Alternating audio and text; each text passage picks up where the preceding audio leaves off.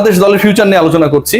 BPL চলছে, strike ছিল, সেই স্ট্রাইক বন্ধ হয়েছে, বাট এই মুহূর্তে সবার আলোচনার কেন্দ্রবিন্দুতে নেক্সট ডে স্যাটারডে, শনিবার রোববার আইসিসি বন্ধ থাকে, আমরা সবাই জানি। এই আলোচনাটা বুলবুল ভাই করেছিলেন।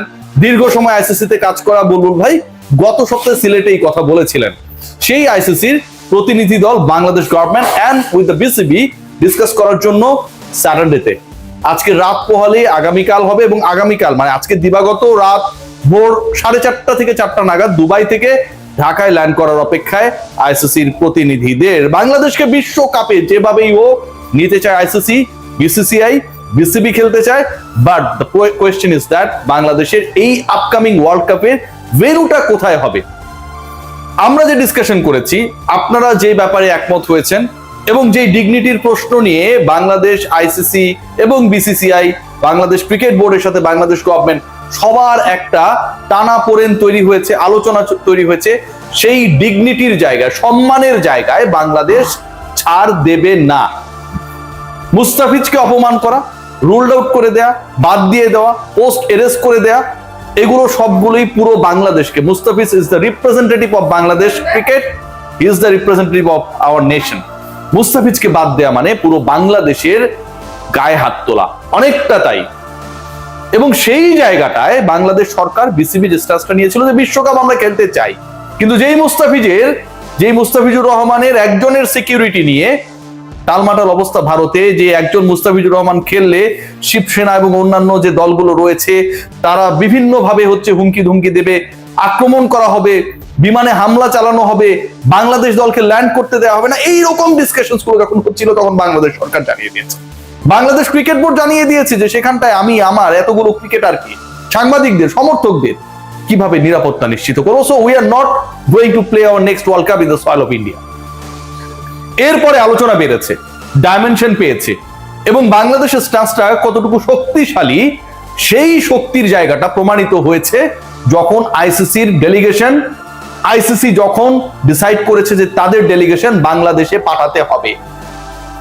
এই ম্যাটার সলভ করার জন্য, বাংলাদেশকে বিশ্বকাপে এনশিওর করার জন্য, বাংলাদেশের পার্টিসিপেশন নিশ্চিত করার জন্য বাংলাদেশে তাদের প্রতিনিধি পাঠাতে হবে, এবং head of security and head of integrity, এই যে দুটো গুরুত্বপূর্ণ ডিপার্টমেন্ট রয়েছে আপনারা সবাই জানেন আইসিসিতে, সেই দুই ডিপার্টমেন্টের প্রধানরা বাংলাদেশের ল্যান্ডিং এর অপেক্ষা। এবং তারপর আগামীকালই দুটো মিটিং রয়েছে।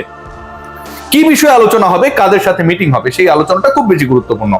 প্রথমত আগামীকাল সকাল 11টার পরে প্রথম মিটিংটা হওয়ার কথা আমি যতটুকু জানতে পেরেছি, এবং সেই মিটিং এ বাংলাদেশ ক্রিকেট বোর্ডের অবস্থান, বাংলাদেশ ক্রিকেট বোর্ডের প্ল্যান, বাংলাদেশ ক্রিকেট বোর্ডের বিকল্প ভাবনা নিয়ে বাংলাদেশ ক্রিকেট বোর্ডের একটা প্রেজেন্টেশন আইসিসির প্রতিনিধিদের কাছে উপস্থাপন করা হবে।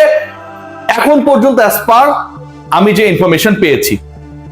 এরপর আরেকটা মিটিং রয়েছে, সেই মিটিংটায় থাকবে বাংলাদেশ ক্রিকেট বোর্ড, বাংলাদেশ সরকার এবং আইসিসি। এই যে ত্রিপক্ষীয় একটা মিটিং, যেখানটায় বাংলাদেশের ক্রিকেটার, বাংলাদেশের ক্রিকেট দলকে বিদেশে খেলতে গেলে, বাংলাদেশের বাইরে খেলতে গেলে গভর্নমেন্ট অর্ডার, জিও, এটা ছাড়া কোনো ক্রিকেটার ট্রাভেল করতে পারবে না, কোনো কোচিং স্টাফ, সাপোর্ট স্টাফ কেউই ট্রাভেল করতে পারবে না, সরকারি আদেশের দরকার হয়।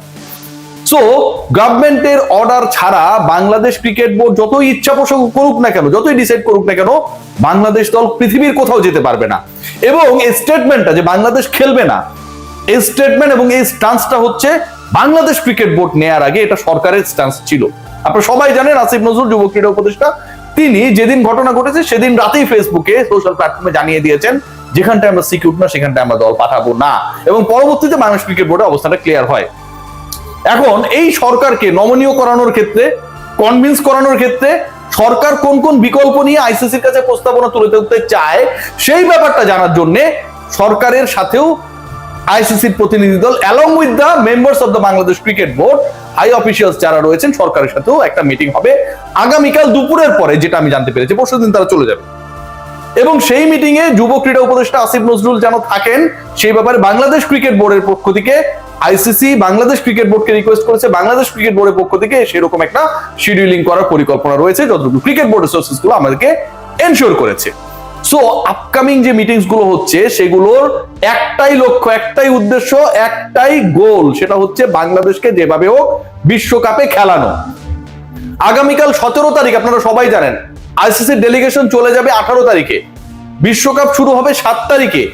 এই শর্টেস্ট টাইমের মধ্যে যতটুকু বিকল্প ভেন্যুতে বাংলাদেশকে খেলানো পসিবল, তার থেকে পসিবিলিটি আরো অনেকাংশে, শতাংশের হিসাব যদি করি 99% কম যে আপনি নতুন একটা দলকে ঢুকাই দিলেন। সিরিয়াসলি ওই দলের প্রিপারেশনের ব্যাপার আছে, সেই দলের ভিসা ইস্যু রয়েছে। ইন্ডিয়ান ক্রিকেট বোর্ড, পাকিস্তানি বংশোদ্ভূত অথবা মুসলিম ক্রিকেটার বিভিন্ন দেশে যারা রয়েছেন খেলছেন, আলী খান থেকে শুরু করে আদিল রশিদ, এদের ভিসা নিয়ে যে নাটক শুরু করেছে ভারতীয় সরকার, সেই জায়গায় আপনি একটা নতুন দলকে ঢুকিয়ে দিলেন, তাদের ভিসা নিয়ে কোনো সমস্যা হবে না, তারা গেল খেলে আসলো, নতুন আর একটা সংকট তৈরি হবে না সেটার কোনো গ্যারান্টি নেই। আইসিসি সেটা চায় না। আইসিসি কি চায়? আইসিসি চায় যে বাংলাদেশই খেলুক, বাংলাদেশকে কনভিন্স করে 3:1 3-1 এই যে পরিকল্পনাটা, এটাকে তারা এনশিওর করতে চায়। অর্থাৎ বাংলাদেশ যে ম্যাচেস গুলো খেলবে তার 3টা ম্যাচ বাংলাদেশ খেলবে হচ্ছে শ্রীলঙ্কার মাটিতে, একটা ম্যাচ ভারতের মাটিতে। প্রথম প্রস্তাব যেটা দেওয়া হবে যতটুকু জানা গেছে, যেখানে 2-2 শ্রীলঙ্কায় বাংলাদেশ গিয়ে 2টা ম্যাচ খেলবে এবং 2টা ম্যাচ তারা খেলবে হচ্ছে ইন্ডিয়ার মাটিতে, এরকম একটা প্রস্তাবনা পরিকল্পনার জায়গা রয়েছে যেটা শোনা গেছে। এবং এরপরে সেটা 3-1 যেতে পারে। কিন্তু বাংলাদেশ সরকার, ক্রিকেট বোর্ড, তাদের অবস্থানটা হচ্ছে ভাই আমরা খেললে 4টা ম্যাচই ভারতের বাইরে খেলবো। কেউ কেউ বলেছেন সাইবেরিয়ায় খেলবেন, ওখানটা উইকেট টুইকেট এখন পর্যন্ত তৈরি করা হয়নি, আইসিসির কার্যক্রম নেই। তো তিনি যেটা বলেছেন তিনি হয়তো নিজেও জানেন না যে তিনি কি বলেছেন। তবে এটা নিশ্চিত যে বাংলাদেশ সরকার ওই 4 ম্যাচের জায়গা থেকে 4টা ম্যাচই বাংলাদেশ ভারতের বাইরে খেলতে চায়, এটা থেকে সরছে না, সরতেও পারে।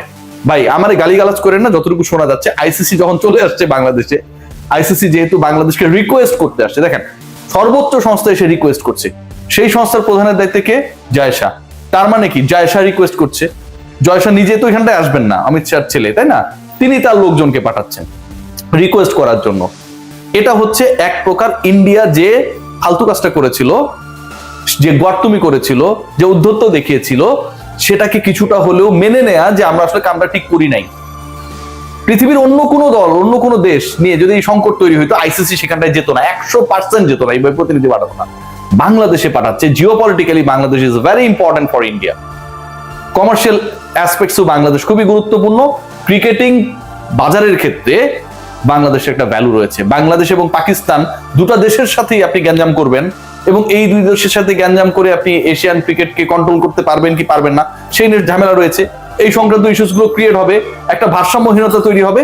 এটা জয়শা আইসিসি এই মুহূর্তে চায় না, এবং সে কারণেই আলটিমেটলি আইসিসি মানে ভারতীয় প্রতিনিধিরাই বাংলাদেশে আসছে বাংলাদেশকে কনভিন্স করার জন্য, যেন বাংলাদেশকে অংশগ্রহণ করানো যায়। শেষ পর্যন্ত বাংলাদেশ, আমার কাছে যতটুকু মনে হয় যে তারা এসে যখন মাথা নত করলো, অনেকটা কোয়াবের মতো হওয়ার চান্স রয়েছে, যে ঠিক আছে যা হওয়ার হয়েছে, ওরা উল্টাপাল্টা করছে, আমরা একটু ক্ষমা সুন্দর দৃষ্টিতে দেখলাম, কিন্তু আমরা আমাদের দাবি থেকে সরছি না।